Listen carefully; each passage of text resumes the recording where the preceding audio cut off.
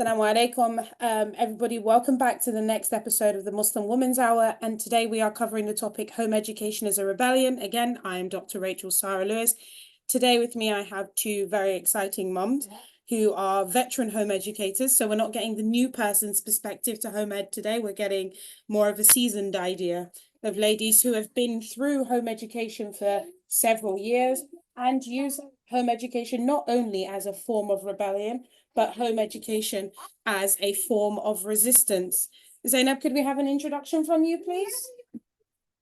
Okay, assalamu alaikum. Thank you for asking me to join you here.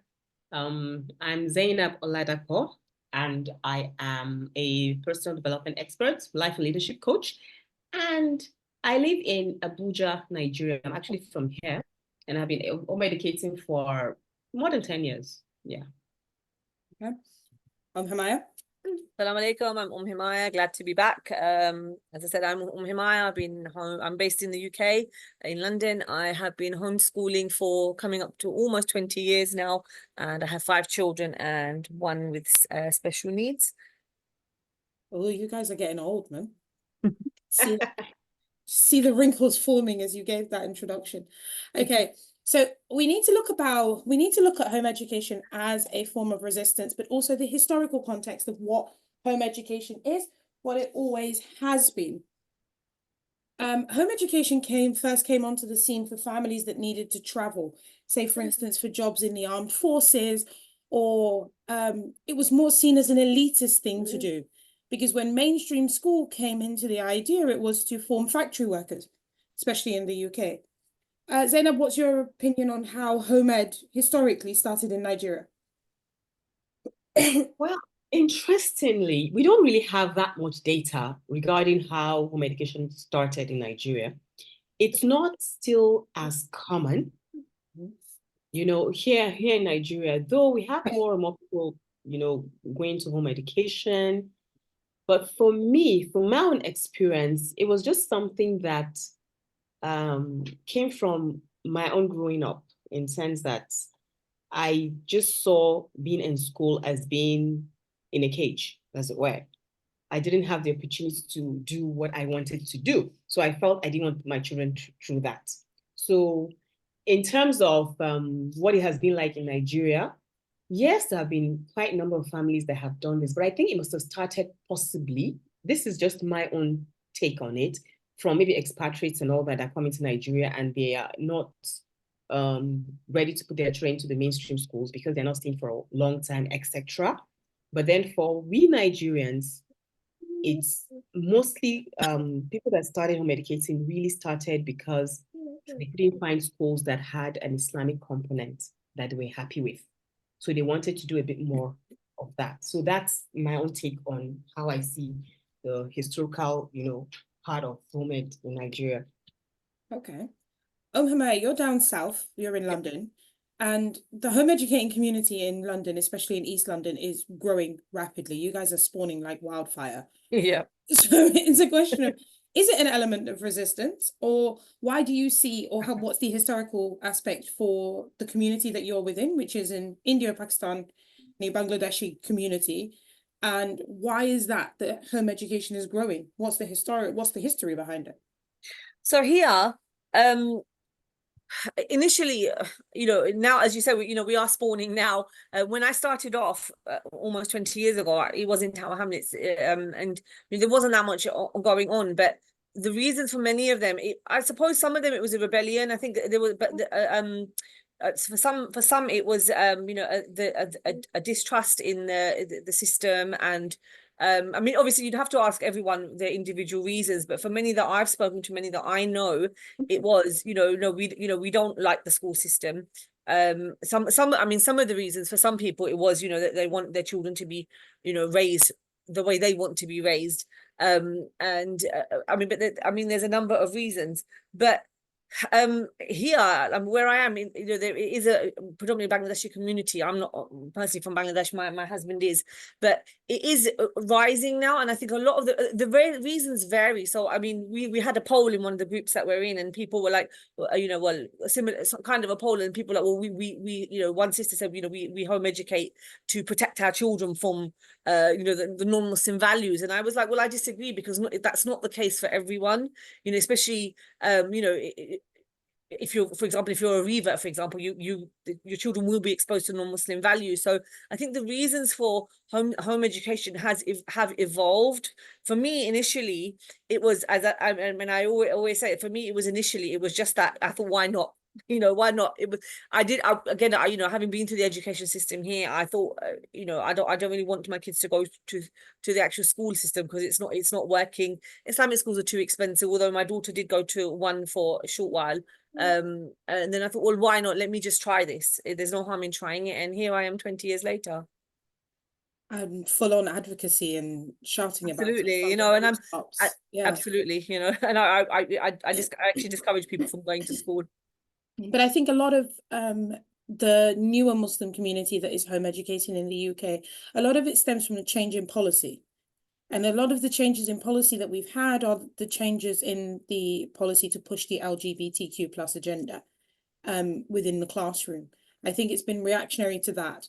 And a lot of the RSE, so the religious sexual education, relationship sexual education, that has been pushed within mainstream schools. And it seems to be that the information is being given to those children younger and younger and younger. So we've got an epidemic on our hands of children coming home and asking really strange questions, or being sent home with interesting reading books, where the parents are sort of stumped and thinking, this is not where I want my child to spend the majority of their day, where I'm trying to teach Islam at home, or I'm trying to teach religious values at home, and I'm sending them into a situation where I don't really know their teachers. I don't really know who I'm handing my child off to. So seeing it more as a philosophical or ideological motivation. If we think of it down that route of a philosophical or ideological motivation, how, Zainab, you said that it was the schools didn't have a religious component for you. So what is it about the schools lacking that religious component that pushed you to say, okay, fine, I'm going to take up this whole idea of needing to home educate my children. I'm going to take it up, and I'm going to take all of that onto my shoulders. Yeah, actually, what I was saying earlier was that for some people, way back, who actually, for some of the few people who started home educating many, many years back, maybe even before I did, that was, for some people, that was one of their reasons, but that wasn't my own reason. I mean, there were more than enough schools that had, maybe Islamic schools here where I live. So it didn't have anything to do with not finding a school that didn't do, that didn't have that Islamic component.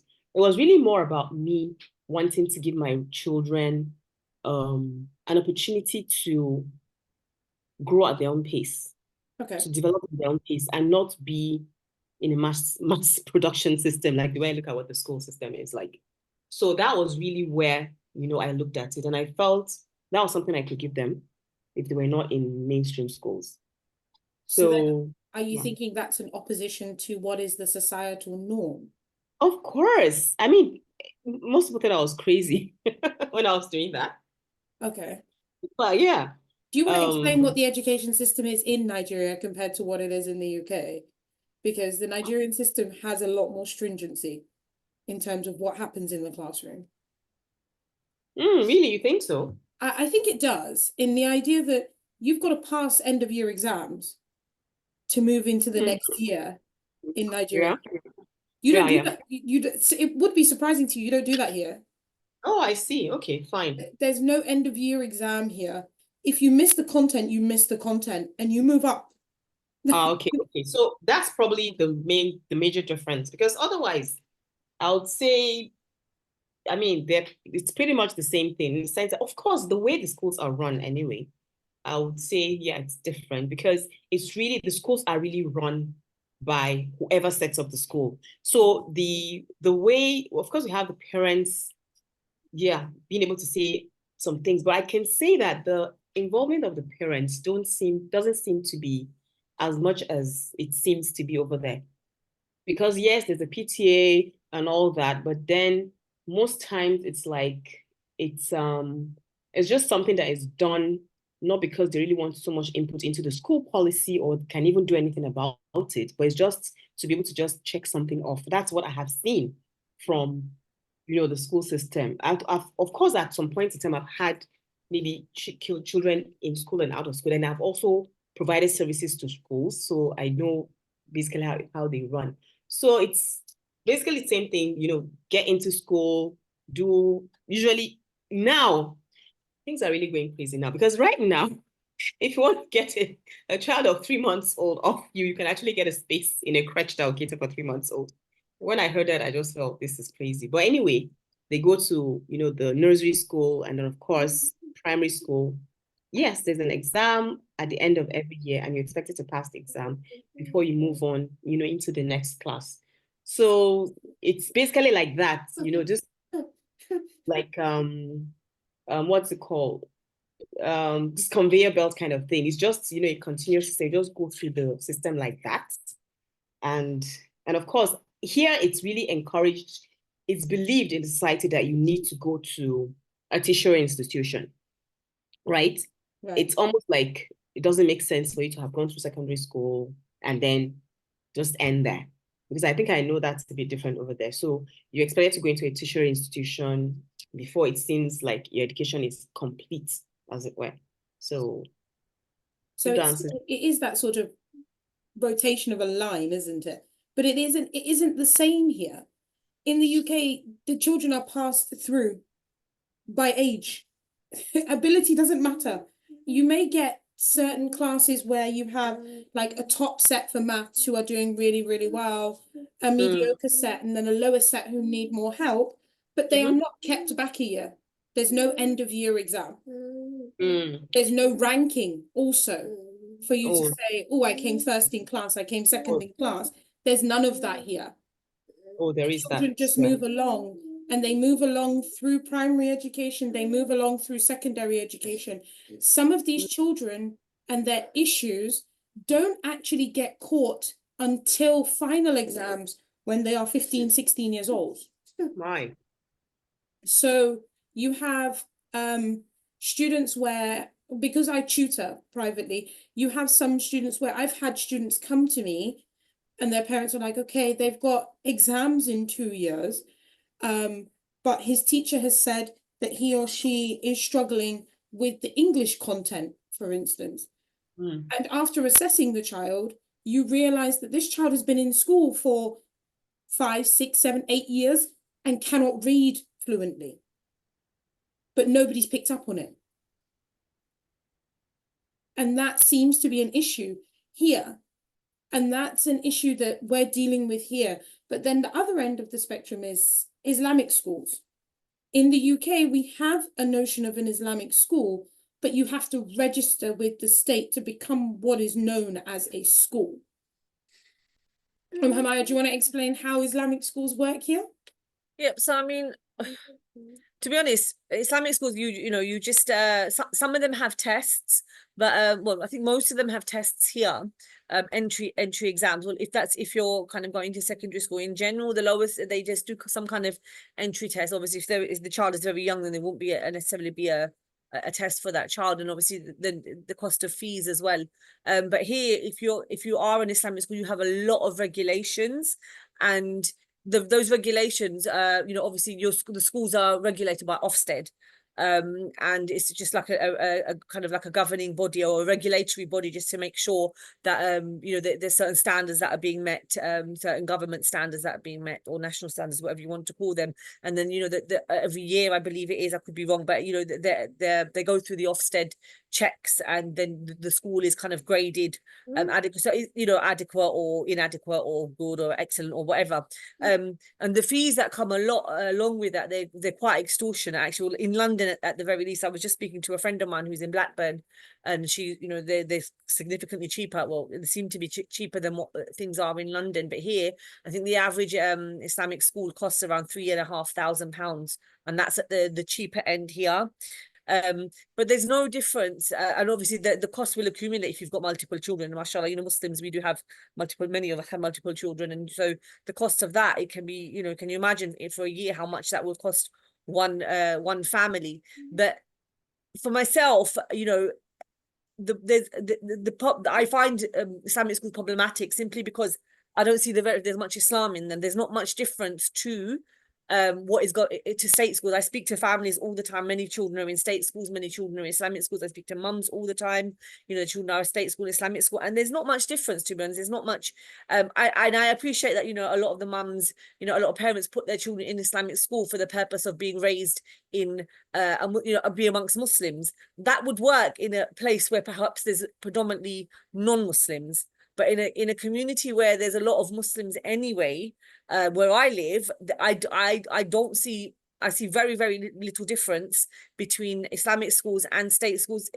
Also because there doesn't seem to be engraved, you know, inside the curriculum or in the daytime when the children are at school, in the, if you want to call it working hours, that there's not much Quran or Islamic studies or the similar stuff. Those kind of things have to be supplemented afterwards. So the Hifth program, the Alimiyah program. So for me, this is, you know, quite, I find it quite troublesome, to be honest. But you also find that a lot of them they don't have that balance between deen and dunya. No. So if they have a lot of the academic stuff going on, they lack the deen element. Yeah. And if they have a lot of the deen element going on in the UK, you find that they're lacking the academic element. So your children are still coming out with pretty low grades, even though you're paying for them to be in an Islamic environment. So we have probably one girls' school here. There's no boys' upper school, and there's no real primary school. There's a nursery with an Islamic influence. But it seems that a lot of the parents, even from the Islamic school, are choosing to home educate because the education is thus substandard. Because they're charging really minimal fees, but for the minimal fees, they're not using qualified educators. That seems to be a problem here as well. We have that here. A lot of the, I mean, I know teachers that they don't have the teaching qualifications. They're not equipped to deal with children. It's just kind of because it's just quite problematic, you know. And some of the like my friend's daughter, she works in a school and she seems to be teaching two years together. So I don't know, maybe for example, year 3 and 4 together in one class. So it's a lot of work for the parents as well, for the teachers as well, if you're dealing with mixed, you know, mixed ages as well. Because you're dealing with mixed ages, but not only mixed ages, but also mixed ability. Yeah. But it's the desire for more of an idea of, I think for myself, it's more of an idea of a seamless idea of, I require excellence from you academically, but I also require excellence from you religiously. Yeah. So having that as a constant reminder that I need you to excel in both, not necessarily one or the other, because quite a few of the mums that I've spoken to regards to why they've decided to home educate is more of the idea that they went through the I'm Muslim by name but not by nature because they went to mainstream school in the UK. So they were Muslim by name, not by nature, until they hit a point of probably going into university where they joined an ISOC because they were looking for community. When they found that community within the Islamic society, within the university, they started to then understand their religion. And that put a sort of a wedge between them and their own families, because they were no longer following cultural elements of their religion. They were purely religious. And having to find that identity by themselves, they didn't want their children to have to go and navigate that again, and wanted it to have that ability to have both. I would say that's true about me, to be honest. You know, what you've described is very much me. I grew up in a very cultural, you know, un-Islamic, I would say, background. And it was, you know, around the time, you know, late GCSEs, early college, around university time, when I did kind of find my identity as a Muslim and as a practicing Muslim and someone who started praying and fasting and, you know, and the works. And then obviously I got married, had my children. So yeah, I would say that's true for me, at least. It seems to be a double whammy, right? Because yeah. Zainab has the advantage of being Nigerian, being raised in Nigeria and having her education in Nigeria. So she's not really othered in that way. It's the othering that causes an issue, I think, in the UK, which promotes the idea of home education. It does seem to be that way. And it seems to be that we need to have that the desire for the religious and the moral instruction, but then also what Zainab was saying is the rejection of standardization. It's why is everything so standardized? If that doesn't fit, if my child doesn't fit that mold, are you going to break my child until it does fit that particular mold? And we have a lot of mental health issues coming out of children who went to mainstream school in the UK that are growing up as adults and are unable to articulate what happened because they don't quite understand why their parents thought that was the best environment to be in. How does your home education journey as a form of rebellion, because we know it is a form of rebellion, but how does that operate within your families? Like, not necessarily your immediate family, so you're not yourself and your husband, but the extended family. How are you deemed in the extended family as a family who home educates? Do you want to go first, Umm Himayah? Yeah, me, one of my favorite subjects. I believe I'm quite a bit of a rebel anyway. But you know, I'm kind of the outcast of the family, you know, the black sheep or whatever you want to call it. But that's not the reason why I did it. But I do encourage my children to be themselves. But you know, as a family, my extended family, to be honest, they were skeptical in the beginning. They were like, because obviously there was nobody doing it when I started. Obviously where you know, where my family live, you know, there's Islamic schools, and where my in-laws live, there's Islamic schools local. So it's like, you know, why didn't you just put me in Islamic school? Where my parents live, they're predominantly white community, so they're like, no, this is not what you do, kind of thing. But for me, it wasn't accepted in the beginning, but as time evolved, I think you know, they did begin to see the benefits of it, because you know, the children, alhamdulillah, you know, my children, you know, they're very much deen orientated, which was obviously always my priority. So it just kind of reminds everyone that, you know, everyone just kind of like, they kind of just got used to it eventually. And it's like, I did get the questions of like, is it legal? Oh my God, you're going to get arrested. You're going to go to prison. And, you know, I had all these kind of like, actually, no, I'm not. If I was, you know, but that would have happened a long time ago.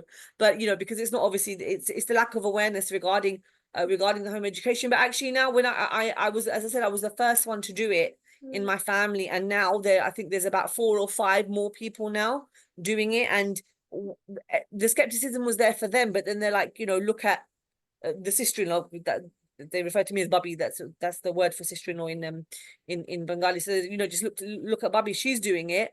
And you know, they look at my children, they're like, well, you know, if Bubby can do it, why can't we?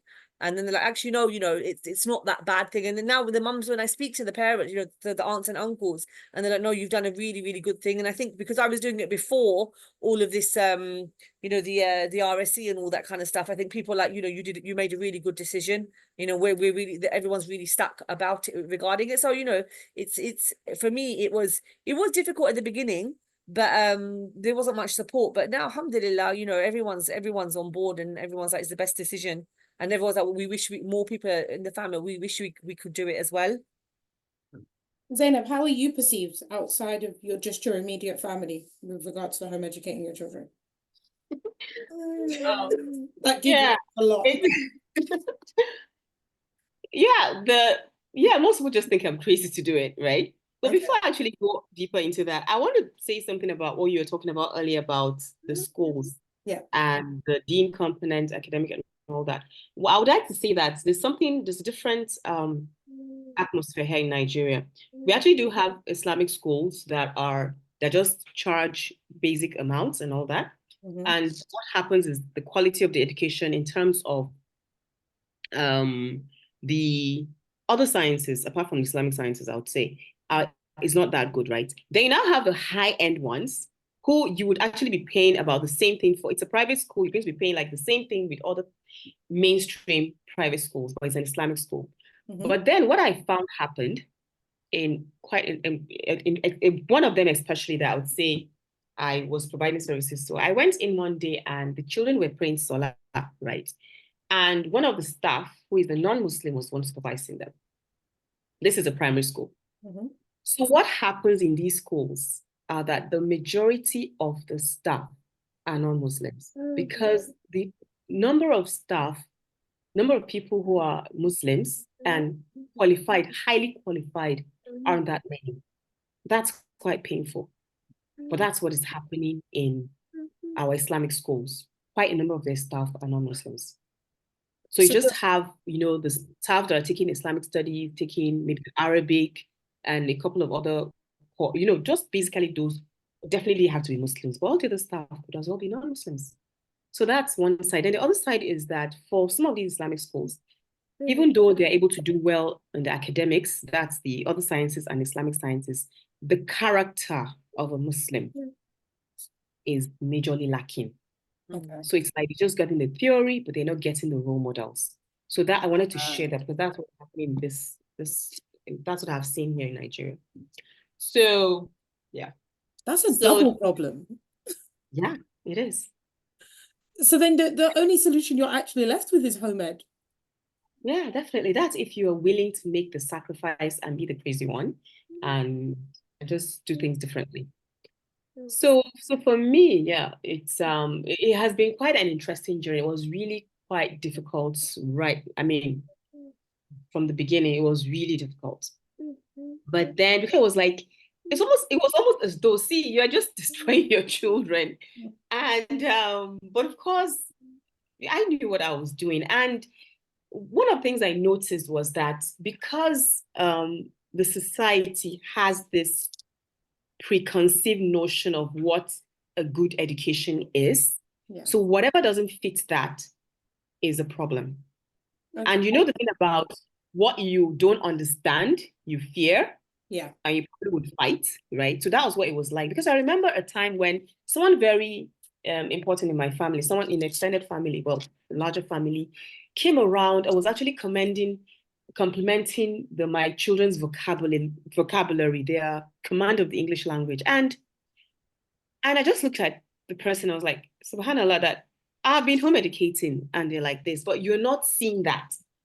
And they keep telling me, I mean, these kids need to go to school. When I can send them to school, I mean, you can't do this, etc. So because of that, what they already have in their minds as what real good education should be, they can't even see the the wins, what you're doing well. Yeah. So that was something I had to fight, quite a lot. And of course, alhamdulillah, what has now happened now is that my kids, alhamdulillah, are now like kids that people say, wow, these people, I mean, really done well with these kids, etc., etc. Yeah. And alhamdulillah, it's really from Allah. But then it would have been nice if we just stepped away from what everyone expects things to be. Mm-hmm. But of course, if you're not a rebel, you can't see this thing differently. That's the thing. So you were going to say something that sorry, no, I was just going to add that I think here slowly there is that realization coming now that some of the mums that I speak to when I have the consultations or when in the WhatsApp groups or whatever, it is that they want their children back. They want their children back because they feel that their children have got lost in the system. And once they've got that, they really see how their children have come out of their shells and how they're different human beings. And they are their own individuals. And with me, I've always encouraged my children to be their own individuals, their own thing. And it's okay to be different. You don't need to be the way your likes. And I was having a discussion with my friends' children, and they were saying, like they were saying, oh, the mum was saying, oh, her daughters are into like babyish things, and I said, there's nothing wrong with it. And my girls, like I was having a clear out of my toys, and like my daughters are like, this is my older ones, like, this is my teddy bear, I'm not getting rid of it. This is my teddy bear. And I don't see anything wrong with that for me. But why does it need to be that there's something wrong with home educated children, all the way that they think? Our children think outside the box. Their conversations are not normal conversations, and that's not a bad thing. Yes. And somebody said to me once, oh, your daughter, she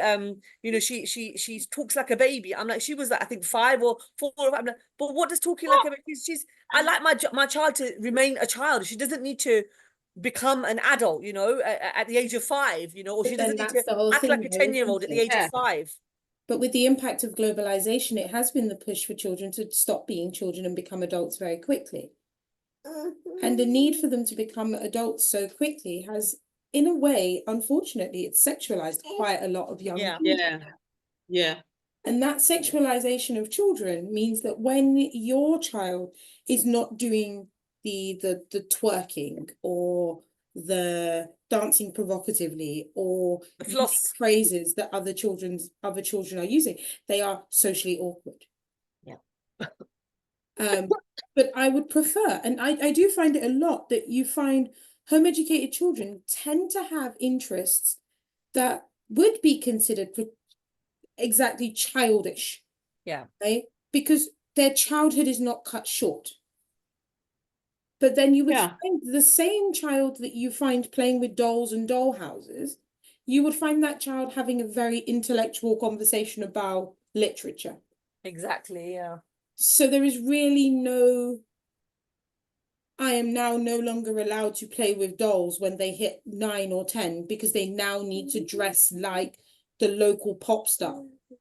They don't do that.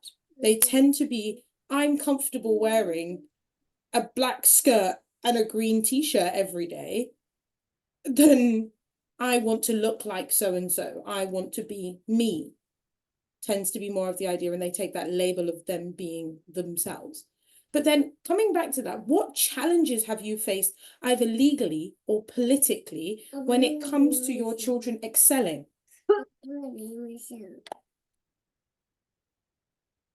Zainab, you faced some issues. I remember we had Okay, so okay, is Umm Himayah going? No, you you are. sister You Rachel, go first. Zainab, yeah. Okay. Okay, well, so far there hasn't really been so much issues.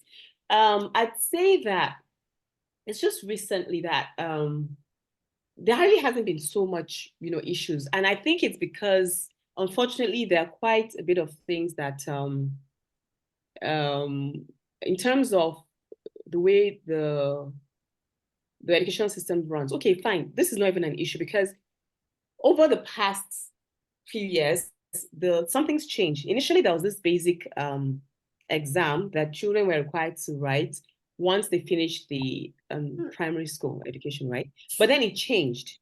So at some point, one of the things we had in mind was that, okay, we'll just get them to do these milestone exams just because we still live here and it might be required for whatever. But then it changed. So the first exam now that they have to write is after 9 years of schooling, which is so what happened was we decided to get my two girls to do, one was doing that particular year 9 exam. It's not year 9 here in Nigeria, it's junior, it's called the junior secondary exam. Yes. So what we wanted to we can't do it privately as a private candidate. So she had to enroll in school to be able to do it. So of course, when we did that, she did it.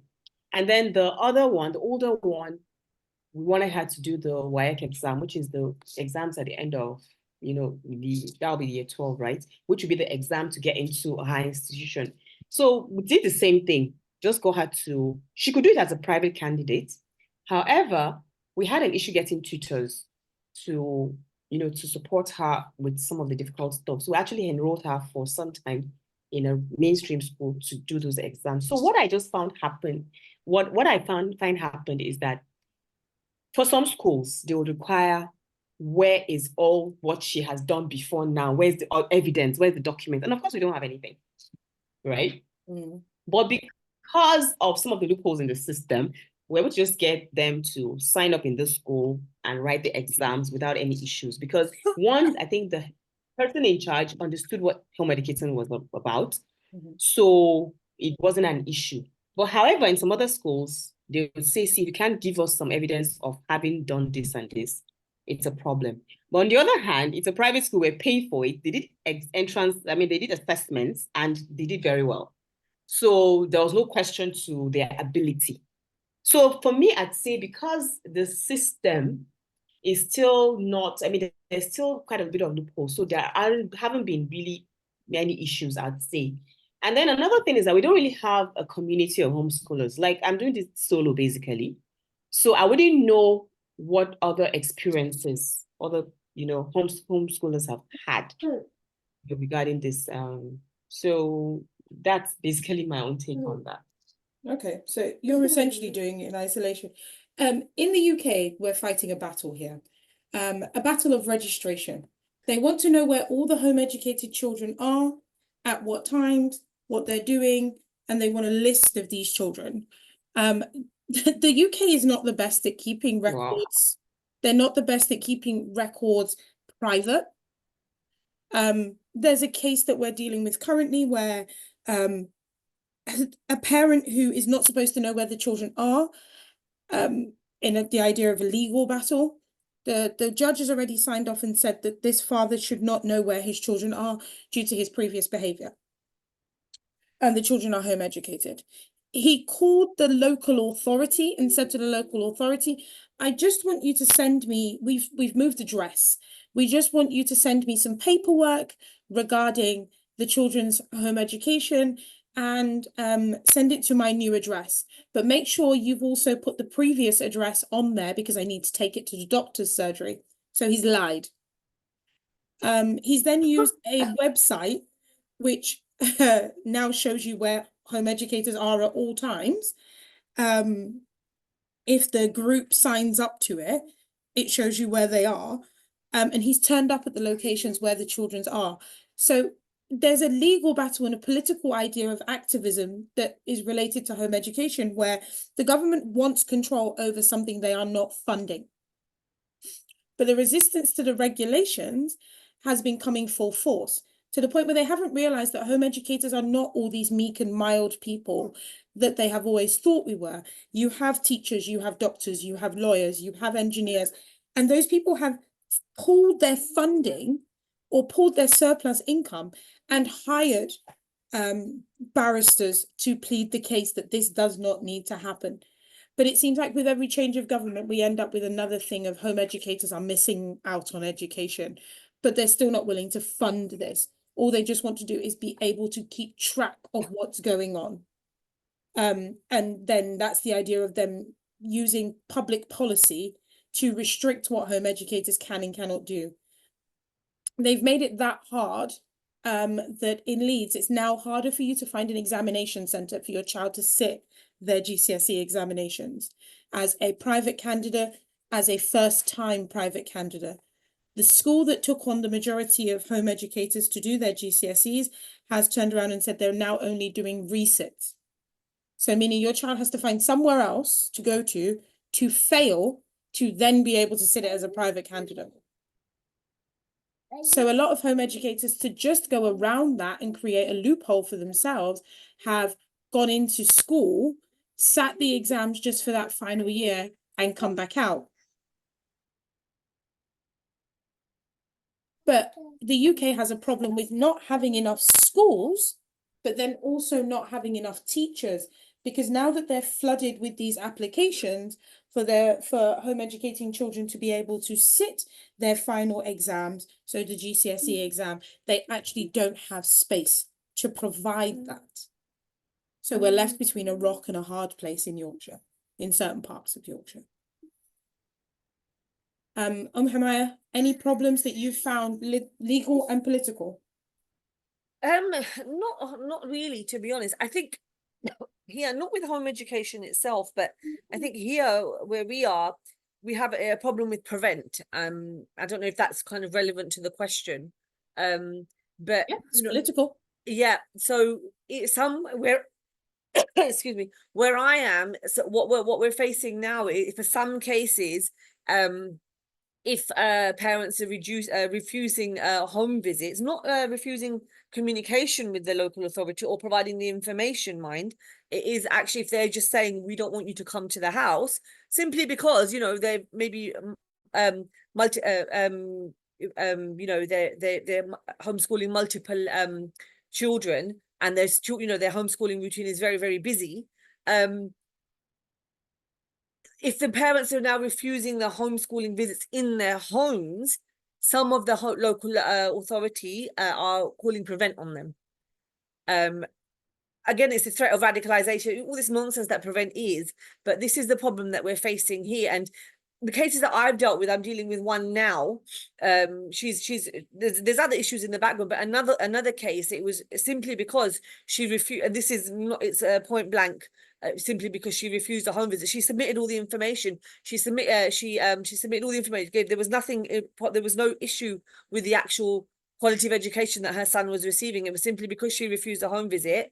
That the local authority then called the social services on her. So there was that issue, and then the social services said, well, we don't know what to do with this. There's nothing wrong here. We know, because then I helped the sister with that case, and it was like, well, we don't need legally, we don't need to, they're not required to see someone in their home. So this is the problem, that one of the things that are being faced now. It's just here we have this issue now, and it's one of the worries of a lot of people, that will we get social services involved, because the local authority are now acting like social services, and they have actually called social services on people, and sometimes even Prevent. So this is a kind of problem that is occurring, that we have here. And that's because we're in a minority, and that's the issue with minority. And then it's also what you don't know, what Zainab was saying earlier, what you don't know, you tend to fear. And it's the idea of that fear that's causing the issue in general. So can you, Himayah, could you explain exactly what Prevent is?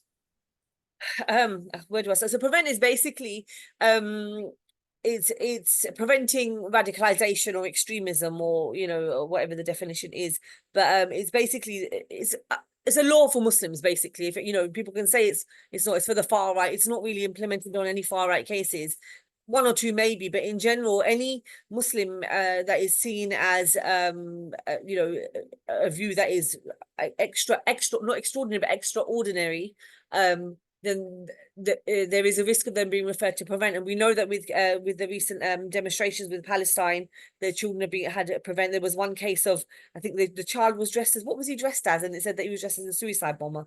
Can't remember what it was, but silly, simple cases. But here in Tower Hamlets, we had a massive problem with Prevent and homeschooling. There was here in Tower Hamlets, there was one of the people who headed the social services. She put a document together saying that homeschooling is one of the reasons radical people with radical views tend to homeschool. So therefore, a lot of the homeschooling families came under scrutiny, because this lady was working, obviously part of Prevent, and then Prevent got involved. So it was actually a document that was created, saying that a lot of people with what they deem to be radical views actually are home educators, and because they want to shy with keep their children away from society, and indoctrinate them and all these kinds of things. So, and that opens up a huge problem, because the Prevent case isn't small. It can linger on for a very, very long time. So yeah, so there's a big problem here in Tower Hamlets specifically, was kind of targeted as well. And I think obviously because Tower Hamlets is where obviously the Shamima Begum and that case of the Bethnal Green girls, they were here as well. But they weren't homeschooled. Those girls weren't homeschooled. And Bethnal Green Academy was one of the top-notch schools here in Tower Hamlets. It's not a it's not a school that is on the lower ranks. It was just a further othering of them, though, wasn't it? Yeah. Because it seems like you could travel to another country and be okay, but the moment you're brown, you have a threat of not being able to come back. Zainab, if I'm not sure you're aware of the case, there was a couple of girls from Bethnal Green, which is a part of East London, who travelled across to join ISIS when they were 14 or 15 years old. And they've been through a lot. Two of them, I think, died, and then one has had a case where she's trying to return back to the UK. What they've actually said is that they've stripped her of her British nationality. She was born here, raised here.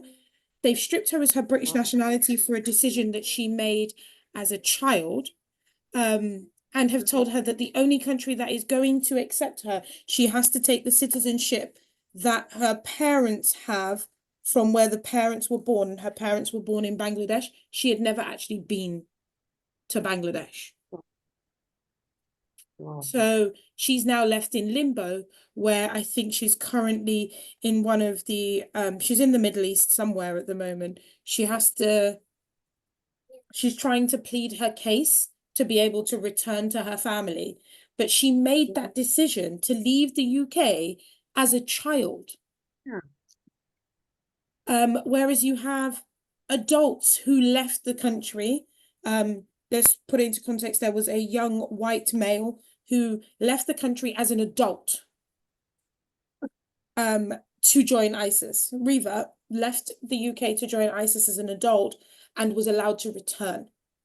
But she's not been allowed to return because she has what they say a secondary nationality. So the secondary nationality should have to deal with whatever baggage she is coming back with. They tried to blame the person that wrote the document that Himayah is talking about, use that case as a reason to clamp down on Muslim families who are home educating in the locality of where the girls came from. But those girls were in school. So it wasn't actually anything to do with home education that was a necessary thing. It's just they believe that now home education is able to filter through that idea and produce another level of radicalization. So they came up with, from that case, they came up with a system called Prevent, which is supposed to prevent the radicalization of Muslims. But they say it's for any group that is outside of the mainstream. So that sort of is a wide net to catch anybody that is not necessarily white middle class. Because if your views are ever so slightly different, that could be deemed as a threat to national security. Well, yeah. It's unfortunate. So that's another thing to deal with there. That's another thing to deal with. So you have layers of complexity going on in the UK that I think in Nigeria, you're fighting an ideological battle, because I think Nigeria it's a newer nation, right? So it's dealing with the coming together of several independent states that shouldn't be one country and trying to find a identity as a single nation. Because when the British left, they created that one single nation. Yeah. But I think you guys are fighting for identity. So you're fighting to find an identity, where the UK is fighting to retain an identity that no longer really exists. That's an interesting way to put it. So you see how home ed isn't an issue, is not an issue over here. In the sense that so that's probably why there aren't anything legal, political issues or anything going on here, because it's a different battle the whole country is fighting right now. Yeah. So I think you guys are fighting different battles, because even the idea of, even if you go further north into Nigeria, further into Hausaland, you're fighting a different battle with actual extremists on the ground. Yeah. Return Our Girls, all of that sort of stuff. You're fighting those battles, but those battles are not necessarily what the UK is fighting. Yeah. The UK is fighting more of an ideological battle than a physical one. Yeah. And when they're fighting that battle of ideologies, it seems like those who shout the loudest win. And by shouting the loudest, we have what we've been having for the last couple of weeks, which, go on then. We're fighting what we're fighting for the last couple of weeks. So there were riots in Leeds, and the Muslims got blamed. Wasn't even the Muslim community that was involved. There's a stabbing. A young man went inside of a dance class closer to the south of England and stabbed 3 young girls inside of a Taylor Swift themed dance group. and Muslims were blamed. He's not even Muslim. SubhanAllah. And Muslims were blamed. Yep. Yeah, Of course, Muslims were because- blamed. because the name was released on And the guy is not Muslim. Yeah, it was Christian. SubhanAllah. So it's not just about who shouts the loudest. It's more of who has the most money, who has more amount of money, because to be able to make all this noise, it's funding. But you find that the people who it is really who shouts the loudest in this country. It's not necessarily money or political clout here, because the politicians have been very, very quiet on the issue. This is those where our government has had an issue with disenfranchised groups. Yeah. And with the disenfranchised groups that we're talking about, the Muslims have taken to, do you know what? Let's reclaim our children, and we're going to move away from the system, and we're going to home educate. Okay. So they're fighting that particular political battle, or that battle of ideology, that we don't want you educating our children because our children are our children. Yeah. Because of the way the law is written here. So then you've got who shouts the loudest is a group of people who may or may not have money, because the money is very vague in that idea, but they seem to be bussing people up and down the country to attend protest marches. Okay. And they are very much anti-Muslim protest marches. And they say themselves that they're anti-Muslim protest marches, but with what they're shouting or what their political slogans are, it's not necessarily just Muslims they're actually targeting. It's anyone that isn't white. Because the white community in certain areas, let's take mining communities, for instance, see Muslims or other people as a threat. Not necessarily where they should be aiming their ammunition. They should be aiming their ammunition at the government. Because the government decided that they didn't want to make steel here anymore and were more than willing to import from China. So these entire communities overnight lost their incomes. So now in those areas, you've got things like high drug rates, high homelessness rates, family breakdown, all of that sort of stuff going on. But there's easier scapegoat rather than going for the government. The government has created its own monster in its closet, and the monster in its closet is radical Islam.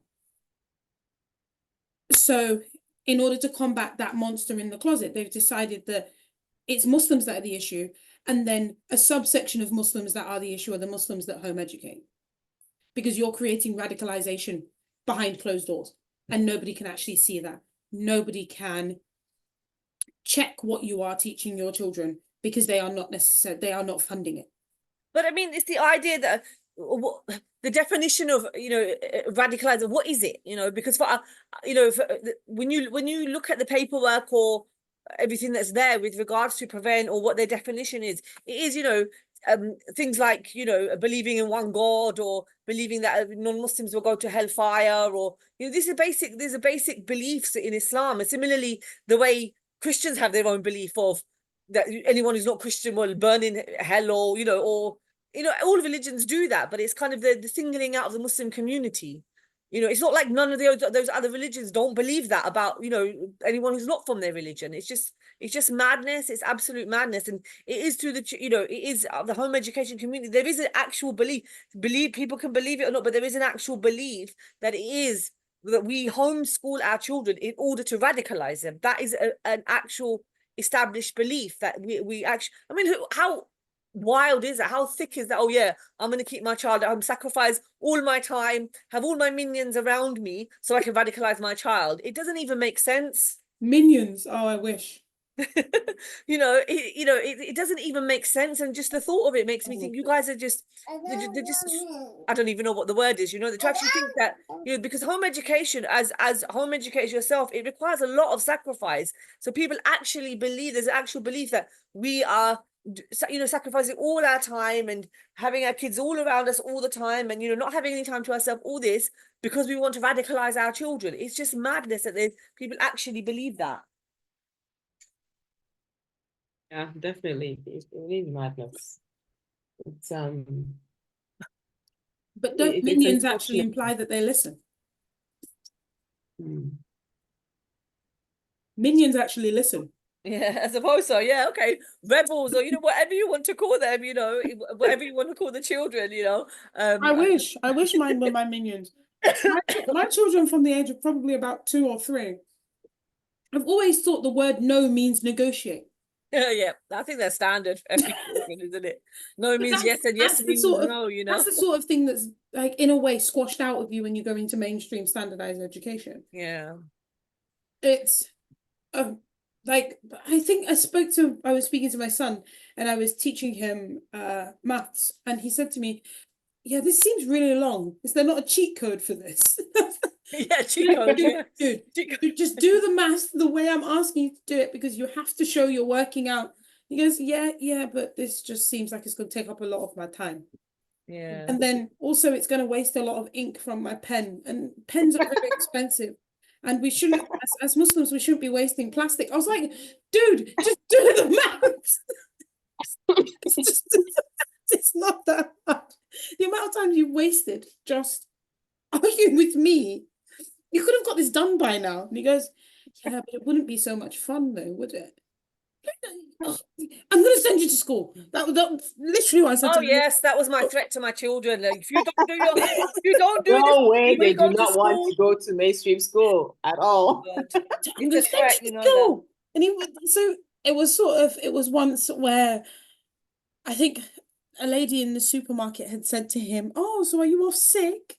Like, why are you not at school? And he sort of went, school's prison. What crime did Yeah. I commit? Like that. Oh my goodness. Why would you send your child to prison? For me, honestly, it's one of those things that when people come to me, it's like, I'm thinking of homeschooling, da, da, da, da. I'm like, why not? And then it's one of those things. It's like, you tell me, honestly, it's a genuine question that I ask them. You tell me, what is the difference between a school and a prison? When you can kind of give that analogy, it wakes more people up and people do come to the realization. Schools are, people think, well, we went to school. Well, I did. Rachel, Me, no. you're a different individual, but I went to school, and school was very different when we were there. Children didn't actually enjoy going. There were less. I mean, some of the things were still there, but there were less targets that needed to be met. Children had more fun. It was more child orientated. But now it's just targets, and I say over and over again, none of the children I know, who I speak to, none of them enjoy going to school for being at school. It is because of their friends. And what's the first thing that you're told? Oh, you're not here to make friends. When you You're go not here to socialize. you're not here to socialize, you're not here to make friends. So, I just think, it's like, I think everyone should be able to home educate. And I think that's what we're here for as part of our service, isn't it? To encourage people to be able to do it. Isn't that interesting? One of the things that what Himayah was saying about, oh, you're not here to socialize right in school. That's one of the interesting things that Julie said about home educators. Oh, how do you get them to socialize? I mean, they're all by themselves, remember? I'm sure you've got that a lot, as in. Of course, yes. The first question that we're asked. Yeah. You mean those eloquent little people that walk behind us? Yeah, those people. No, but that's it. I mean, I'm just like, have you met my children? And they're like, oh, okay, fair enough. Trying to remove my children from social situations is tough. Yeah. You take them to family events and they're usually the last to leave because they're interrogating some uncle or auntie about the nonsense that they're doing. Why do you think that's it's just a conversation? The children, and my children know how to converse with people, children their age and of adults as well, and they play with younger children. So, and I'm finding that a lot of their friends my children's friends are because I've got older girls, their friends, they just like kind of stay in their own kind of communities, or it's like one word answers, or some of them are okay, most of them are, I mean, they're lovely, but it's like the conversations, it's like it's like, it's just weird. And my children, alhamdulillah, they play with all children of all ages. I don't have this problem of, where like some of their relatives, their cousins, it's like, well, go and play with your younger sibling. Why would I play with that sibling? I hate that. I don't have that problem in the house. Like, I don't play with children. Yeah. Those are the best ones. I don't play. So then what are you? You are a child. Yeah, exactly. I don't play with little kids. Okay. My 16-year-old was saying, sometimes just says that, mommy, do you know, sometimes I forget I'm not like 20 something years old. and even when they're out there, people tend to think they are way older than they are. Yeah. And then a lot of times they go see mommy when they so some of the programs they go into, maybe when they were in school for a bit, do those exams, etc. And all that. Like, see, mommy, I can't even relate to people that my age. They're like, they don't.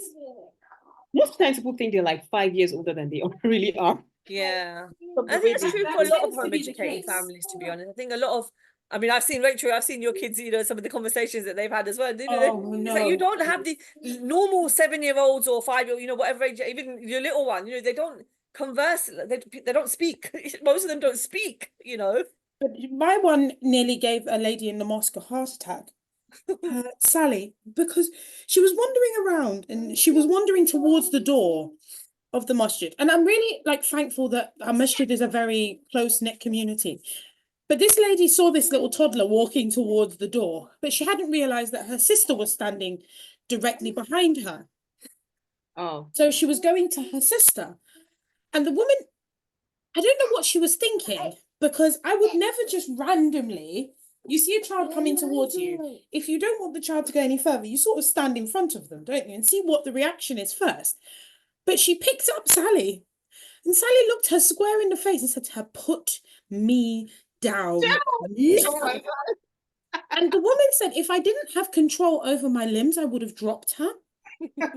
Because I was that scared. And I didn't realize that she spoke so fluently. But for me, I've never really realized that she was abnormal in that way, because she is the youngest of 5. So she does act and react like a child who should be 5 or 6 or 7 years old. So you hear her speak, and you turn around and you see this little munchkin and you're thinking, whose voice was that? And she goes, I spoke, it was me. It was me. And I'm I still laugh at when people are taken aback by how vocal she actually is. It makes me laugh because she's just Sally. And I think that's the issue that we have with standardization, is we've got this bracket of what an 11-year-old should be like, or what a 12-year-old should be like. Whereas with a home educated child, you have that element of individualization. So they're not necessarily what you would expect of a 2-year-old or what you would expect of a 3-year-old, because they're themselves. So listening to things like Sally, I will hear her speak really fluently to her brothers and sort of say, I didn't find that funny. But she's got cousins her age and their language is nowhere on par. No way near. Yes. Nowhere near on I par. have that experience as well. I had that experience as well with my Exactly. So you understand like the what I'm youngest. talking about. Sometimes some of the words, like Yes. even as that when he was like what, or some of the words, long words that he'd use sometime in conversation, people just go, okay, do you actually, and of course he uses it properly, so they know he knows what he's saying. So it's actually fun when things like that happen. I actually love it. The proud mama, I love it. I love it. I love it when they use that and they go, which school does he go to? And it's like, he's not in school. Kid don't go to school. Kid don't go to school. He's not in school. And it's sort of, I had my 6, he's now 7. My 7-year-old who tells everybody he's 9. Right? There's no way he's 9. So he was doing his own shopping. So we were all doing stationery shopping because we like to do stationery shopping separately, because I want to buy my own stuff and they talk too much. So here's your list of things that you need for the next academic year. Go get your stuff. Here's your budget. So he's walking around tallying up what he particularly wants. And he's standing there looking at 2 sets of colored pencils. So the security guard walks up behind him and goes, "Where's your mum?" And he goes, "I have absolutely no idea." And the security guard looks very, very concerned. I'm further down the aisle, so I can see this interaction, and I'm just, you sort of go, I want to see how this is going to play out. So I didn't even approach him. He said, young man, you seem to have a trolley with stuff inside, but you don't know where your mum is. He goes, "Well, yes, I'm doing my own shopping." It's Home Alone. It's Kevin from Home Alone. Exactly. More like a Home Alone situation. And he was like, "But you've put this stuff in the trolley, and how are you going to pay for this stuff?" And he was like, "With my debit card." That's hilarious. The security guy, he said, "By any chance, do you know what your mom's name is?" I was like, "Well, of course I do. She's my mother." I said, so like, oh my God, this is not going to play out well for this kid. He needs to stop talking. So the security guy goes, "I'm going to make a tannoy and I'm going to ask someone to come and collect you." He was like, "What have I done wrong? Like, why do I need to be called? Why does my mum need to be called? What have I done?" The guy was like, "You haven't done anything wrong, but you seem to just," he's like, "I know exactly what I'm doing. I do this every year. I am aware of what I'm supposed to be doing. And this child has autism. So you're just adding a double whammy to the problem. Yeah. That you are questioning a child who knows clearly what he's supposed to be doing, but he also has ASD. So he doesn't see why the security guard is so concerned. Yeah.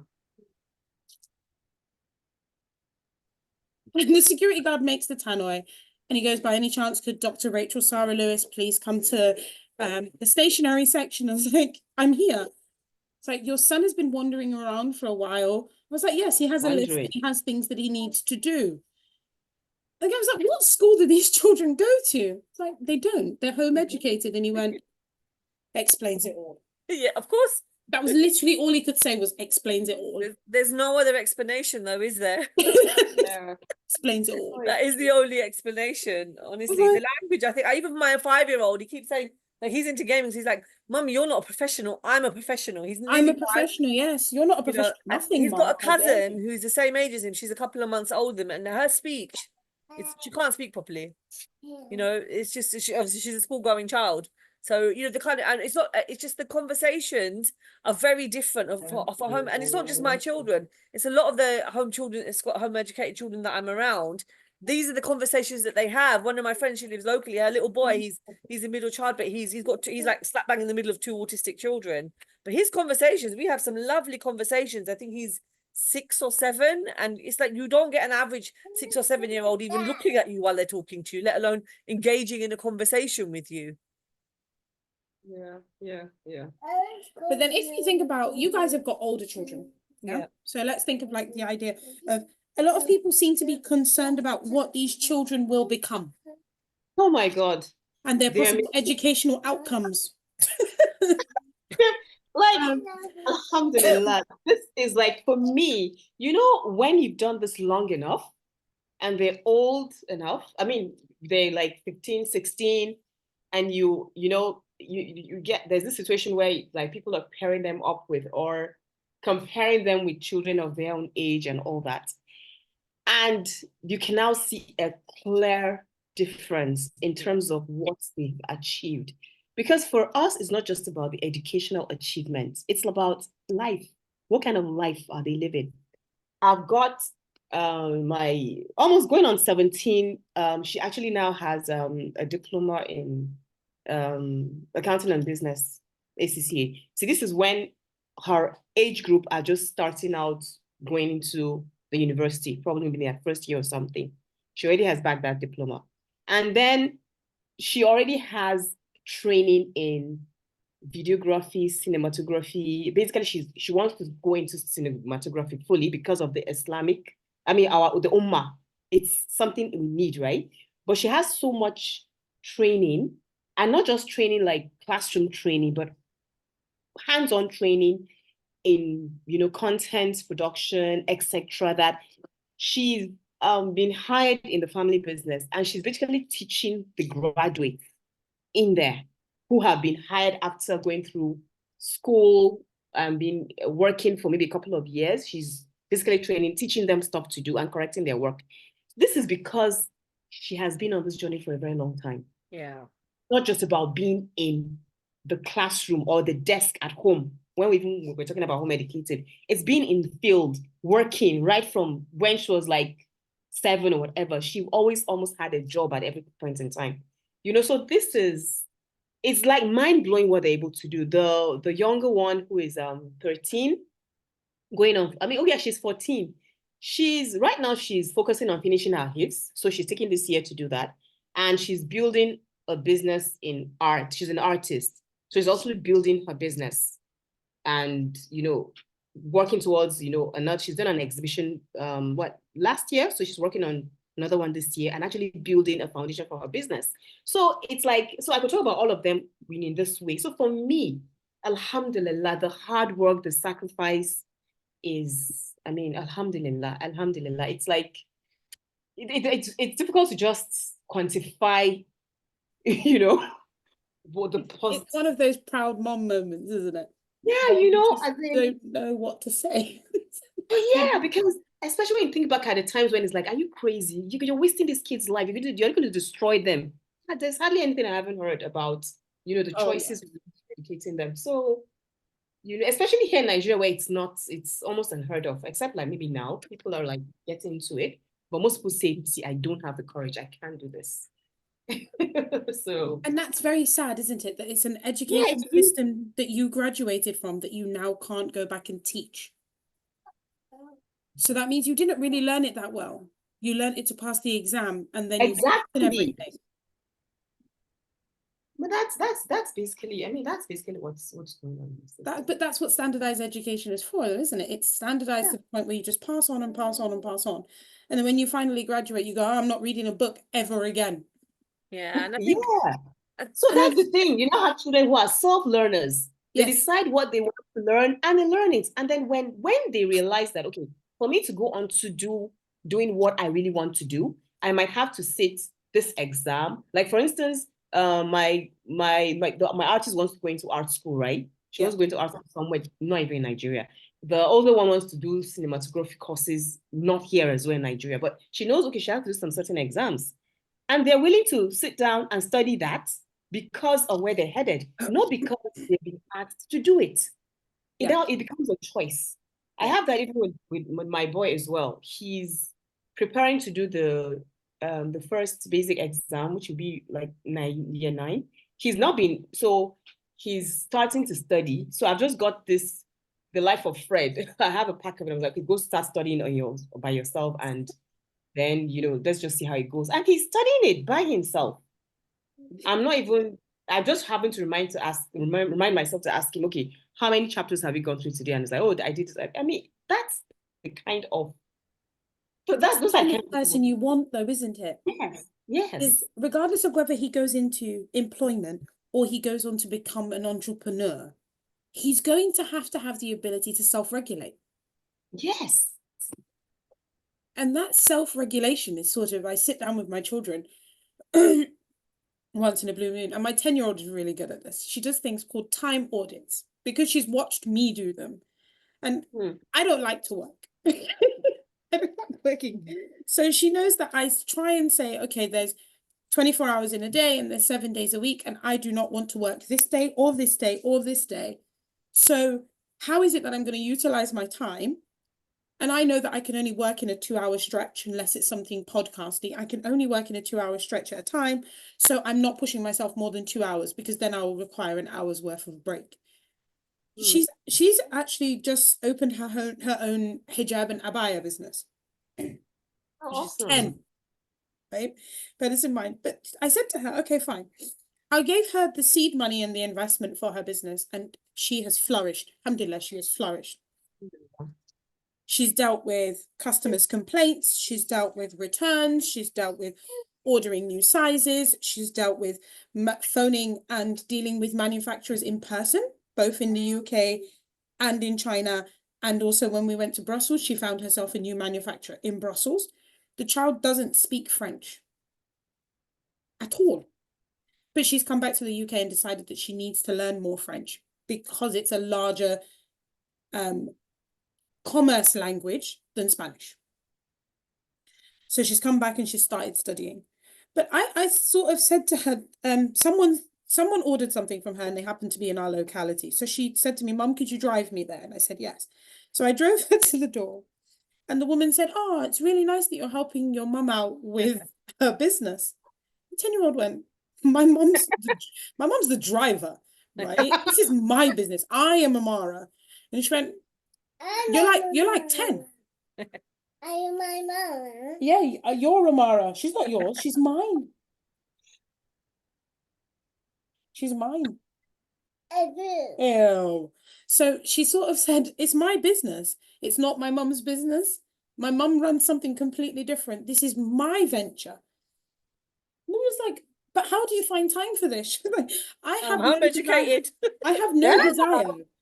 Her literal words were, I have no desire to be out of my bed before 10:30 in the morning. Wow. And becoming an employee would put a dampener on the fact that I like to sleep. I have decided to run my own business on the basis that I would, if I was an employee, someone tells me what I'm worth and when I have to be at work. Yeah. I think choice is one of those things, isn't it? That is the good thing about homemade, which I've always enjoyed Yeah. and allowed. I like that you give your children the choice to do things, whereas when they're in school, they're kind of in that box and they have to do what they do. So like when it came to the secondary education, for example, obviously my girls, they had some online classes, and it was like, you need to do this at that particular time because that's the designated time, but the rest of it, it's just something so simple as, you need to get this much biology done this week. Just get to do it, make sure you get it done. And, kind of keeping them on track with that. And for me, one of the questions I do get asked is, so your kids, your kids did their GCSEs, they did their A levels and then they went to university. I was like, no, they did the GCSEs. They didn't go to college. They qualified at home and now they're both working. Oh, and it's like, well, why didn't they go to university? I said, because they didn't want to go to university. I gave them the option. I gave them the option of college. They both looked at them and, but it's not a choice that they wanted to do. They didn't want to go to college. And it's like, well, why not? Because, I like the flexibility of homemade and they got used to it. So they're both qualified now in their relevant fields. They're both working now. So, you don't need to follow that box. And it was giving them the option, you can go to university now if you want to, or, if you don't want to, it's entirely up to you. So, there's the options are there, and I think choice is key. And like with both of you, you sisters as well, that the home education gives you those opportunities, the time even to be able to do that. Whereas imagine now if your children were in school, both of your children were in school, where would they find the time to do these businesses that they're running? And that's the whole thing. Yeah, that's it. When do you find time to follow your passion? Exactly. And I think,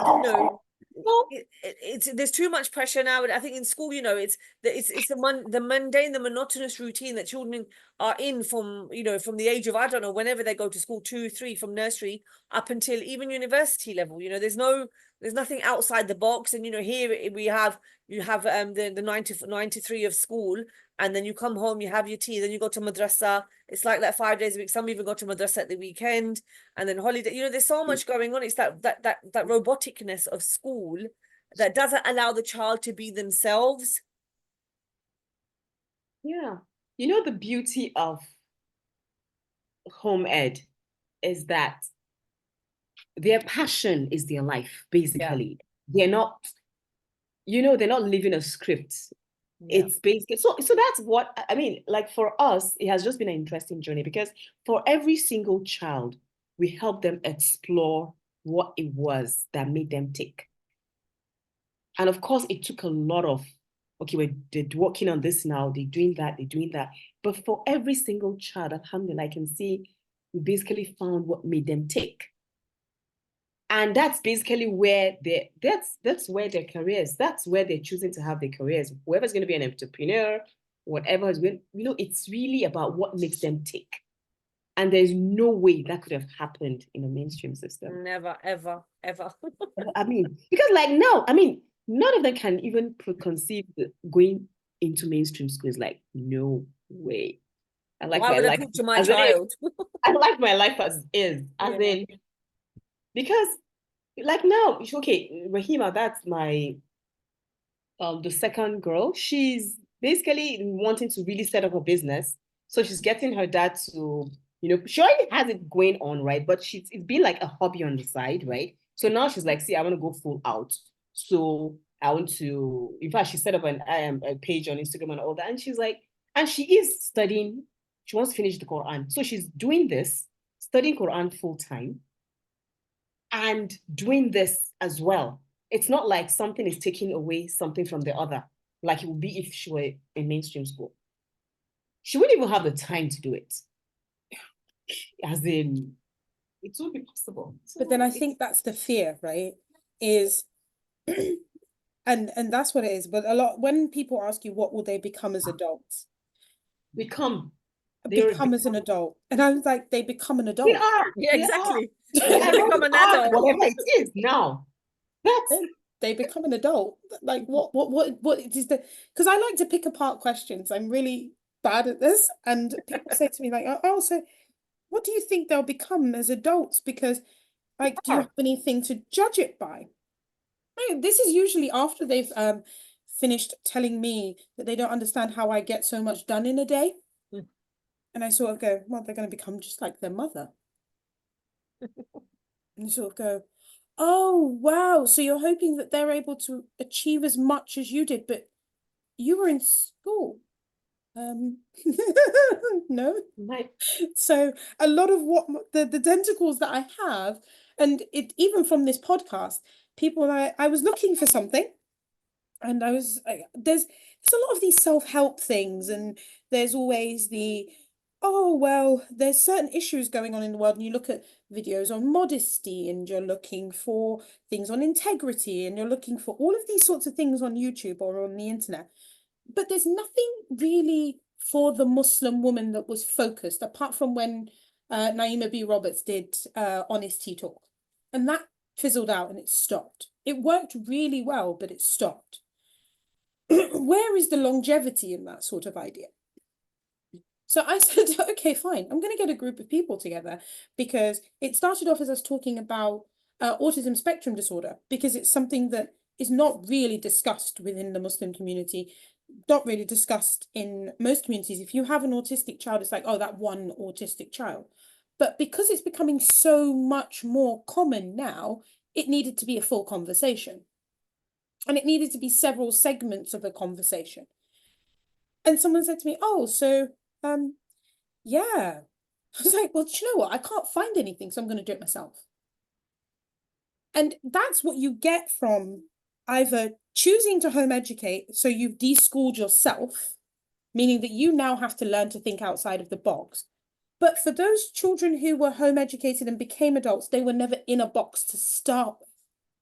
So you've got a lot more of an exponential growth, because they've had all those formative years to grow and flourish. And then hitting adulthood means that the restrictions that other people see, we don't see. We don't see those restrictions. So your hobby does become your life. And you don't pigeonhole yourself. So Zainab's daughters are going, and her sons are going to flourish in a way that other adults won't necessarily go ahead and flourish. Yeah, Umrayan and oh, who else was on it? So Umrayan did it, and then there was two other sisters. Lainka. Lainka was on it, and then they had Naima on once, I believe. And I think that's the first episode I caught. Oh, I see. So then I had to go back into the archives and start watching things all over again. But even Rayan, her daughter's flourishing. Her daughter was doing mainstream education, and still mainstream education in Algeria, but coming from a home ed background, she was able to juggle that and British GCSEs at the same time, and She's actually now see gone a to problem.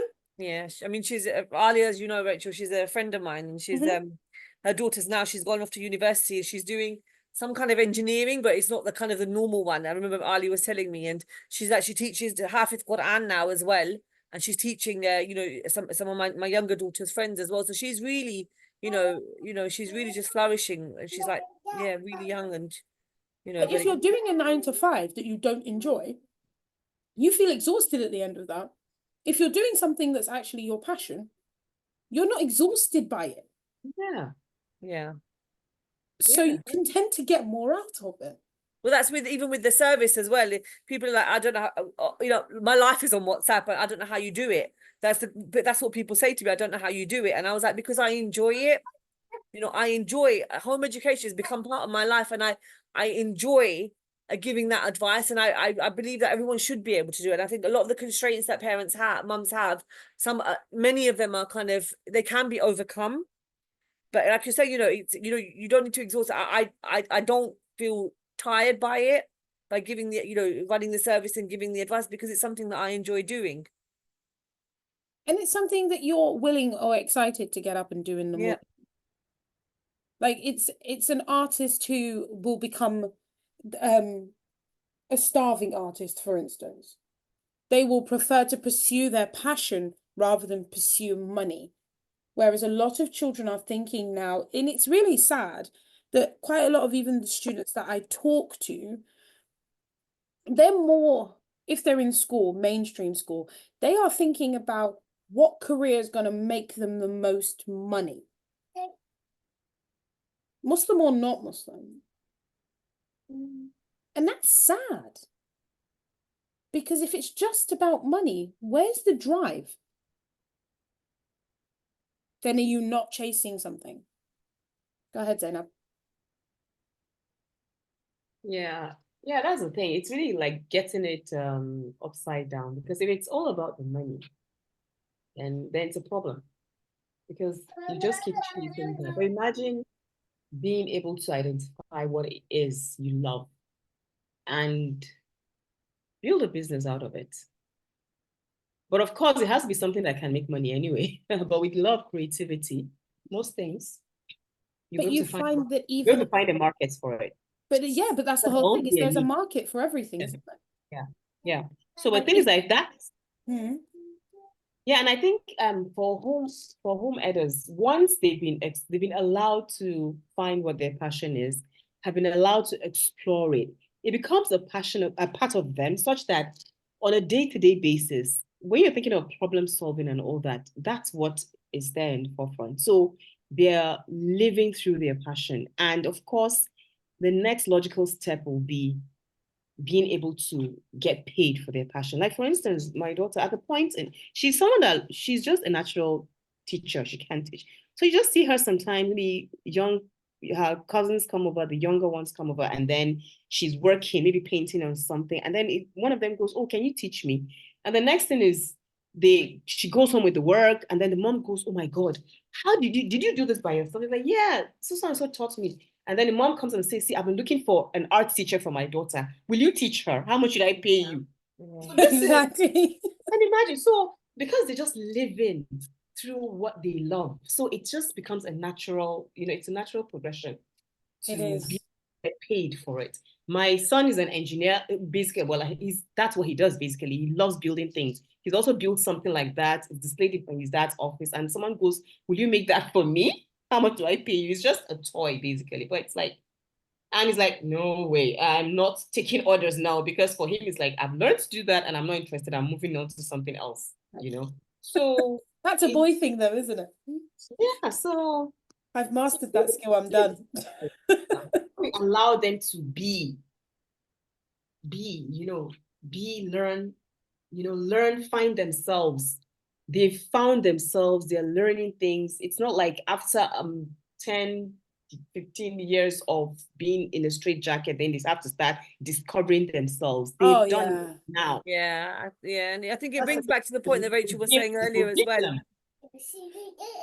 I was just going to say, I think it brings back to the point that Rachel was saying earlier as well, about how people go to university and then finding their identity, isn't it? Our children never, they always had that, we kind of nurtured that from a young age. And I know with me, anytime my girls were interested in something, like, okay, we'll do this and we'll do that and we'll do that. You kind of encourage them into their whatever they want to do, and you kind of help them along their way. My own daughter, she she's now tutoring, and she really enjoys it. She's tutoring from home. That's something that she enjoys. My other daughter, though, she qualified in mental health. She's going to be working with a, befriending service with disabled children. It's something that she enjoys. She loves working, working with children, and she, especially children with SEN. So, she enjoys that, because my son's got SEN, and she enjoys spending time with him. So it is important to be able to go into a profession, if it's something that's going to be lifelong, that's something that you enjoy and you have that passion for. And that's the thing, isn't it? We need to think about, I think as Muslims, we need to stop thinking about the here and now, and we need to think about the longevity of it. Because you find that someone who enjoys the craft that they do tends to have a better relationship with everyone else around them, because they have less stress. Yeah. In fact, that makes me just think of when you're talking of this longevity as well. Like for my boys, the younger ones, basically he wants to be a professional footballer, right? So his life revolves around that. However, because he also has this flair for putting things together, that is also like flourishing, is growing there. And it's like, I know the thing about, okay, if you look at football, right, professional footballers, their careers are usually short. But because we know that, we also need to keep nurturing and helping him build up the capacity in engineering, building things up, whether it's the software or whatever. And so alongside, so it's like longevity. It's not just about following, the cuts and dried method of, oh, just do this class and then this class and then this class. It's really about that holistic package that we're helping them create. So it's not like they have times when it's like it has to be this or this. There are always multiple options of what they can pursue in life because they want to, not just because they have to, so. But then they're also not restricted to their academics just being between the hours of 9 and 3. So their academic prowess of them finding out what they want to do, studying what they want to do, if they find that they study better at 9 o'clock at night, they have the ability to do that and flip their day totally on its head. I've got a night owl in my head. It's like in my house. Oh my God. But the thing is that why is that? Why would that be an issue? I don't see why. Like, because mine also likes to sing like an opera singer at 3 o'clock in the morning. No, I do understand that, but I mean, the reason why it might be an issue is basically if you look at, the other day, okay, it's actually my older daughter. She was saying, I was like that actually growing up as well. I would rather stop studying the nights and all that. She said that she was thinking about it to see Allah has said the night is for rest. So from that perspective, is what makes her feel, okay, I think this is something I would want to change as well. Yeah. Because, and the reason why it's that way is when Allah has designed it that way, it's because our bodies are designed to function that way.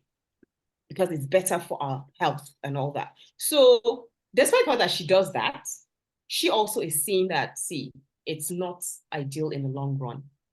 So she's working on changing things up, by herself. She's choosing to do that. So yeah, it's they can do things when they want to, not necessarily do what works for you, isn't it? They have to do it. Yeah. Do what works for you. I mean, like Yeah. I mean, it doesn't need to be an obstacle, work or whatever it is you want to, like, there's some mums who say I work full time, and then I'm like, well, I educate them in the evening then. But how can we do that at school? I'm like, but you're not in school, your child's not going to be at school, There's nothing wrong with you doing it at 9 p.m. or midnight, even if that's what works for you. And if that's what works for them, But then that's also, Zainab, thinking about your daughter. That's the intricacies of her being able to be free to learn her deen. Yes. Yeah, absolutely. And then that's the idea of you and your husband, and it's a credit to you and your husband, actually showing her that she's not getting what we call the 101 of religion and staying there. She's getting the intricacies of it. So if my children say to me, oh, okay, one of my sons has a thing about not bathing. So disgusting. And I say to him, we have to think about this in the sense, he says to me, but it's a waste of water. He always has an answer for everything, that kid. It's a waste of water because he doesn't mind brushing his teeth and washing his face. He says to me, why do I have to take a shower every day? My son's the same. I said to him, because I'm requesting that, because you are getting to that age where you have started to smell, right? And it's not nice for you. It may be okay for you, but you've also got to think that you interact with a community of people inside and outside of the house. And the Prophet ﷺ has told you, do not offend people with your smell. And that's why men are encouraged to wear perfume so that they don't stink. The moment we decided to have that conversation, he decided he was okay to shower. If I had just said to him, because I said so, which is much of what people get when they're in school, it's just these are the rules and these are the consequences, but there's no real why in between. And then you come home from your parents, and your parents are the sort of parents who they don't know too much about their deen per se, because they haven't chosen to go down that route of studying anything. So they get the halal and haram. This is halal, this is haram. Everything's haram. And one or two things are halal. And the only time you ever hear the word halal is associated with meat. Food, yeah. In fact, It's sort of it's interesting the kind of conversations that my kids have as well when they're in a program outside, and then the way things are structured, that everything is haram, and they just pull things apart and say, how can this be haram? How can this? It's nice.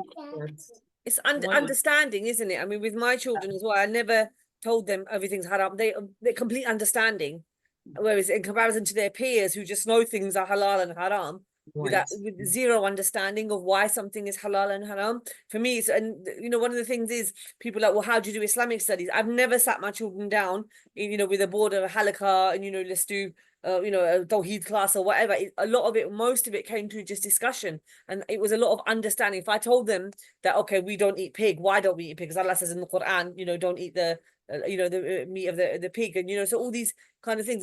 It's understanding. The children need to have that understanding, and that's why when they end up growing up, they have more of an understanding. So they're understanding why they're wearing hijab. They're understanding why they need to pray. They're understanding why they need to do ghusl and make wudu and all those kind of things. It's not just because I said so.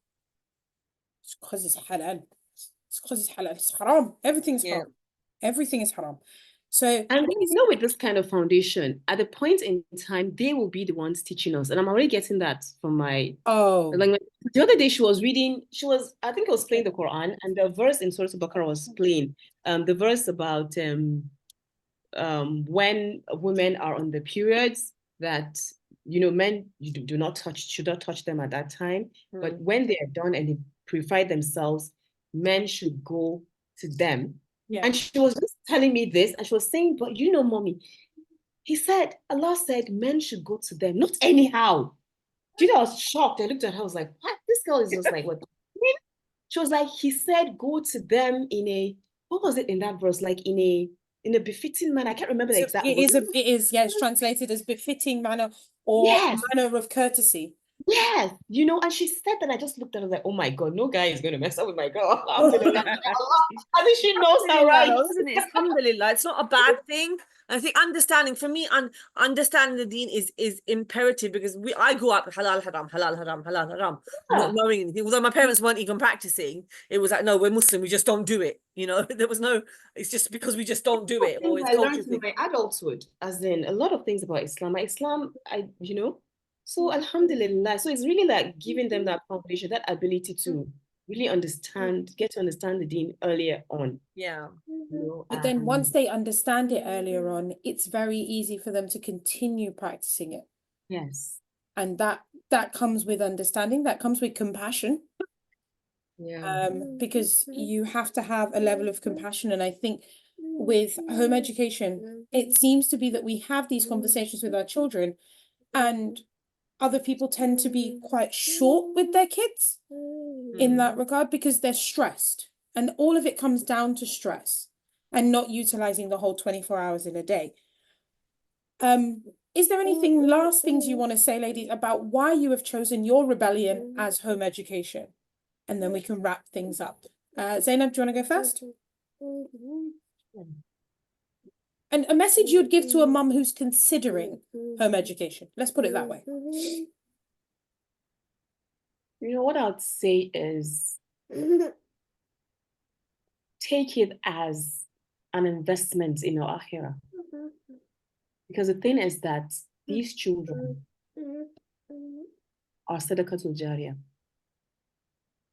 That's the way I look at it.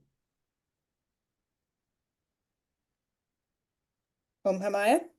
Final Yeah, thoughts? my final thoughts would be, well, in line with the topic, my children aren't robots. You know, I think that's it for me mainly. My children aren't robots, and you know, I didn't have children to give them to somebody else to raise for however many years that they're out away from me. You know, embrace this journey. Try your best, you know, and make dua. Dua is key. Without dua, we are nothing. Without Allah, we are nothing. You know, Allah is the one who will keep us on this path if we make sincere dua, and you know, and always ask Allah to you know, to remove any kind of obstacles. And anyone wanting to embrace this journey, you can do it. I don't have more confidence in yourself. Everyone can embrace, you know, embark on this journey. And we're here, Muslim Alternative Education Advocacy, are here to help anyone who needs it, inshallah. Alhamdulillah, ladies. But there's one thing that a guy said a couple of weeks ago is a lot of what we're doing, and he is also a home educating father, and he said the reason why he persuaded his wife to home educate their children was because he's afraid of the fire. Afraid of what? He's afraid of the fire. Yeah. And what he was actually saying is, if there was a fire in your house at 2 o'clock in the morning, would you wake up the children? And the person who he was speaking to said, of course I'd wake them up. They would perish. And he said, well then, isn't that the same child you just asked me and told me that you couldn't wake up for Fajr? Yeah. So by them having the flexibility to be home educated, I can save them from 2 potential fires. It's true. It's true. At the end of the day, we do everything for their akhirah anyway. So we raise them to have a good akhirah. So why wouldn't we? You know, the education is part of that as well. Yeah, absolutely. Jazakallah khair for your time, ladies. This has been a long episode. Very long, but alhamdulillah. Alhamdulillah. I knew you two were the right people for this. So with that, take whatever you can from this podcast, make notes, pause it. You don't have to utilize it all at once. There's a lot of resources going on here. I've got some things that I would like to put in the show notes, so take a look at the show notes. Zainab runs her own coaching business, as she said in the beginning, so we'll put that in the show notes. And then Himayah and myself run an advocacy group for UK and now Ghanaian parents who are looking into home education. And with that, ladies, we're going to wrap it up. Assalamu alaikum. Alaikum salam.